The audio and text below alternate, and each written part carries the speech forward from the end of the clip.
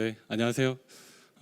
저는 27회 환경 스타워즈에서 우승을 한 유한타증권 W 프리스티지 강구센터에서 근무하고 있는 홍광직 과장입니다. 처음에 이 환경 재테크쇼 주제를 굉장히 좀 많이 고민을 했었는데요. 제가 사실 시대를 풍미한 어떤 투자자도 아니고 인사이트를 제공할 수 있는 애널리스트도 아니기 때문에 시장이나 섹터나 이제 종목에 대해서 그런 얘기를 하는 것보다는 아무래도 이제 그 영업점에 있다 보니까 일반인 투자자분들의 이제 접점이 많아서 그 주식 투자하는 데 있어서의 고충들을 좀 잘 알고 있습니다. 그래서 그 많은 정보 이면에 있는 더 중요하다고 생각하는 어떤 계좌 운용 방법에 대한 팁을 같이 공유하면 좋겠다라는 생각에서 좀 주제를 정해봤고요.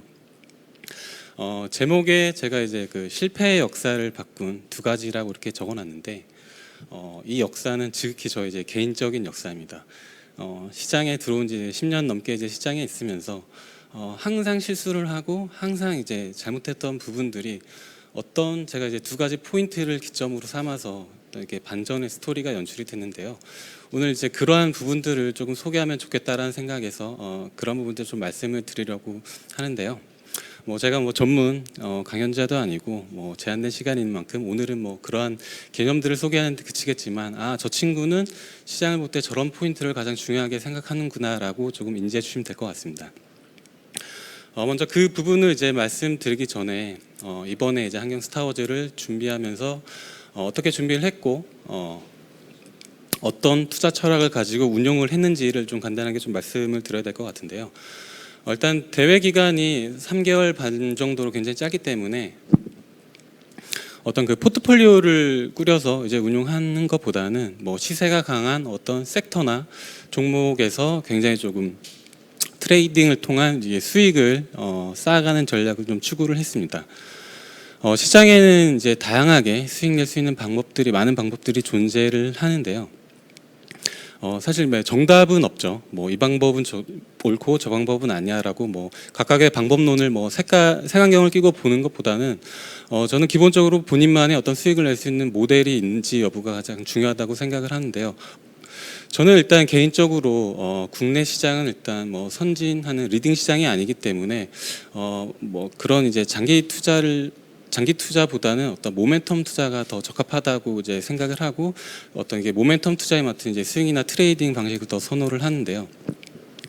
대회 기간에는 평소보다 굉장히 더 적극적으로 좀 매매를 하고 또 수익률을 지키기 위해서 굉장히 좀 적극적인 리스크 관리를 하면서 소위 이 단타하면 망한다라는 그런 이제 편견을 깨고 싶었는데요.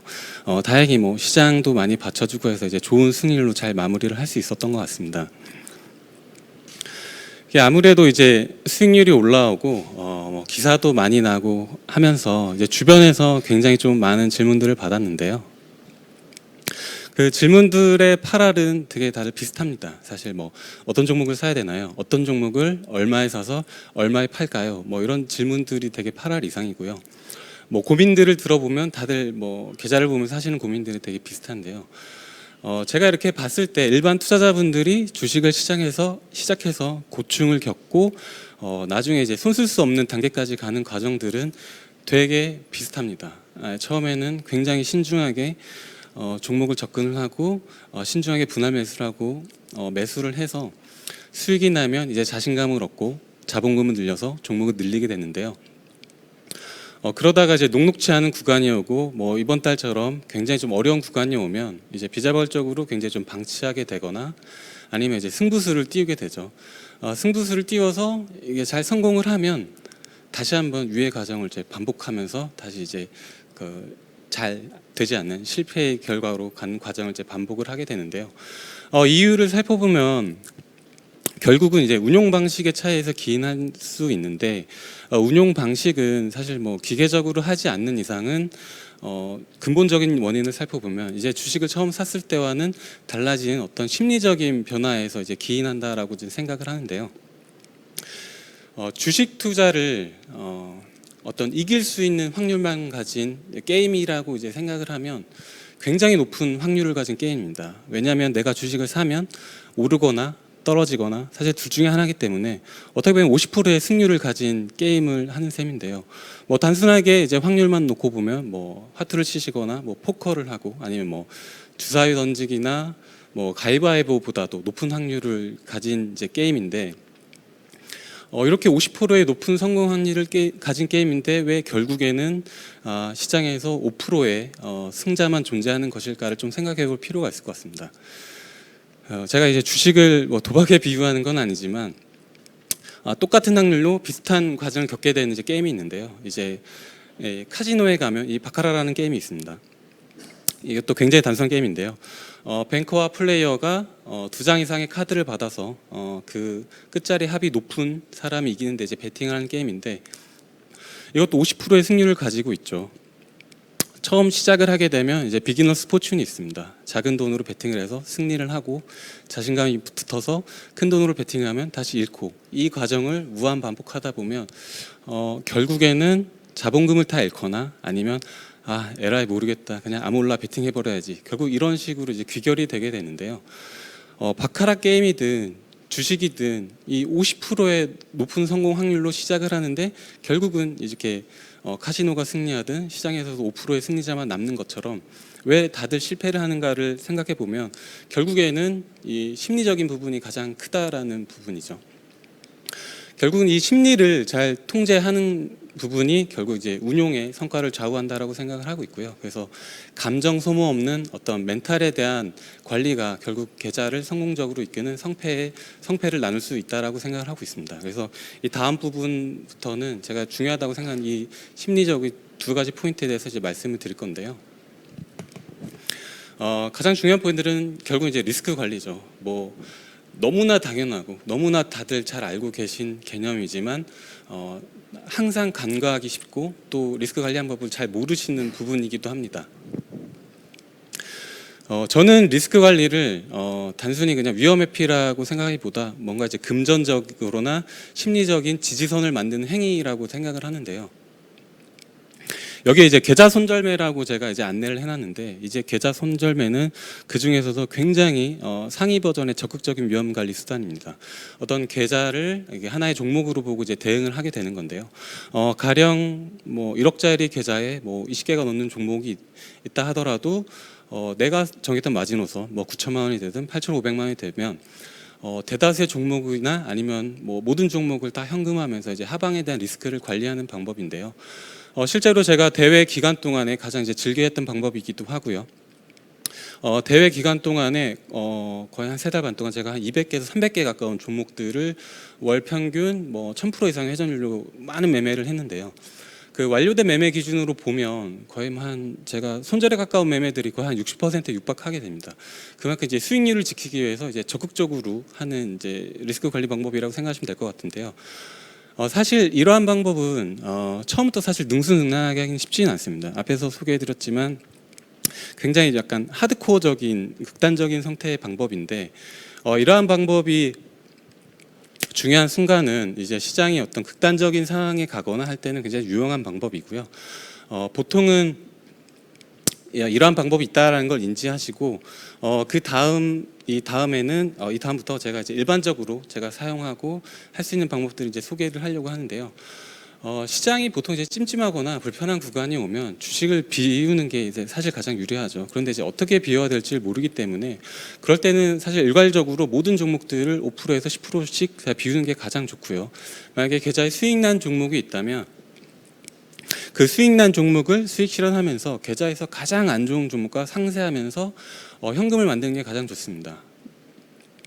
이러한 방법은 금전적으로나 심리적으로 가장 타격이 적기 때문에 제가 가장 선호하는 방식이고 이렇게 많이 말씀을 드리는데요. 사실 대부분의 투자자분들이 이 손절을 한다는 것 자체를 굉장히 좀 불편하게 인식을 하시기 때문에 또 어렵게 생각을 하십니다. 거기서 더 어렵게 나아가서 수익난 종목은 빨리 수익을 실현하고 그 계좌에서 가장 안 좋은 종목을 물타기를 해서 궁극적으로 계속 계좌에 안 좋은 종목만 남기는 결과를 초래하는데요. 이게 가장 경계하고 좀 지양해야 될 부분이라고 좀 생각을 하고요. 계좌에서 계속 안 좋은 종목을 솎아내면서 현금을 창출하고 그러한 현금으로 계속 새로운 수익 기회를 창출할 수 있는 종목들을 채워나가는 게 가장 중요한 포인트라고 생각을 합니다. 쉬운 예를 들면 이 스포츠 구단들의 선수단 운영 방식을 보시면 뭐 야구나 축구든 선수단에서 뭐 부진하거나 실력이 부진하거나 아니면 사적으로 문제가 있는 선수들을 계속 방출을 해서 돈을 더 들이더라도 좋은 선수들을 계속 채우는 과정을 무한 반복을 하는데요. 그러면서 그러한 결과들이 좋은 결과로 기결이 되면 이제 명문 구단으로 거듭나는 거겠죠. 그래서 주식도 이 본인의 계좌를 하나 이제 프로 구단을 운영한다는 생각으로 안 좋은 종목들을 계속 솎아내면서 현금을 창출하고 계속 좋은 종목들로 채워 나가는 그런 이제 과정을 연습하는 과정이 굉장히 좀 필요하다고 생각을 하고 있습니다. 그다음에 이제 두 번째가 이제 에셋 얼로케이션이라고 적어놨는데요. 뭐 굉장히 좀 있어 보이게 적어놨지만 사실 그냥 자산 배분이라는 이제 개념인데요. 에셋 얼로케이션은 조금 더 이제 개념을 저는 확장해서 좀 사용을 하고 있습니다. 단순히 자산 배분을 떠나서 뭐 A라는 종목을 30% 살 때 이 30%를 사기 위해서 얼마에서 A라는 종목을 얼마에서 얼마까지 나는 얼마의 비중으로 얼마씩 사야겠다라는 약간 디테일한 관점까지 제가 이렇게 확대해서 적용을 하는데요. 대부분의 투자자들이 뭐 매일 좋은 종목을 추천받고 싶고 대박 종목을 받고 싶다 이런 생각을 하시는데 저는 개인적으로 어떤 종목보다 이 에셋 얼로케이션 하는 방법이 훨씬 더 중요하다고 좀 생각을 하고 있습니다. 어떤 종목을 사더라도 이 싸게 사는 것만큼 이 좋은 전략은 없기 때문에 항상 계좌에서 무슨 종목을 집행하기 전에 이 종목을 어떤 식으로 어떻게 얼마만큼 채워야지를 고민하는 순간부터가 이제 성공적인 계좌로 가는 첫걸음이라고 생각을 하고요. 이러한 부분들은 주변에 뭐 고수분들이나 전문가분들의 의견을 경청할 때도 뭐 자산을 배분한다는 식으로 지금 시장 컬러에 맞게 저분의 의견을 더 경청해야겠다 약간 이런 식으로 조금 응용하셔서 사용하셔도 될 것 같습니다. 결론적으로 이제 다시 말씀드리면 가장 중요한 부분들은 이제 뭐 리스크 관리 이제 얼로케이션이고 그 밑에 이 수익률 대회가 아닌 이상 결국 뭐 남들과 비교하는 거는 크게 의미가 없다고 생각하기 때문에요. 본인만의 수익 모델을 만들어서 항상 이제 시장에 대해서 조금 유연하게 대응하는 게 길고 건강하게 투자하는 지름길이라고 좀 생각을 하고 있고요. 마지막으로 제가 이제 뭐 근육하고 이제 나무의 나이테를 이제 같이 비교해 놨는데 둘의 공통점은 사실 뭐 한순간에 이루어지는 건 없다라는 부분인데요. 일확천금을 노리고 뭐 대박을 노리고 뭐 크게 무모한 베팅을 하는 것보다는 꾸준하게 수익 창출을 하면서 건강하고 장기적인 투자를 하시고 좀 지향을 하시길 좀 바라겠고요. 뭐 마지막으로 제가 이제 대기간 수익률을 다시 올려놨는데 뭐 수익률을 뭐 자랑하고자 이런 건 아니고 꾸준하게 반복하는 힘의 위대함을 좀 말씀드리고자 하는 부분인데요. 제가 대회 막판에 뭐 갑자기 드라마틱하게 더 잘하고 이런 건 아니고요. 초반부터 똑같은 행위를 꾸준하게 수익이 났을 때 챙기고 손실이 날 때는 철저하게 리스크를 관리하면서 그러한 행위들을 반복해 갔을 때 결국에는 그러한 부분들이 나중에 이제 복리의 효과가 나타날 때는 생각지도 못한 순간에 이제 크게 자산이 배가 되는 효과가 나오기 때문에 다들 꾸준하게 복리의 효과를 믿고 꾸준한 점진적인 우상향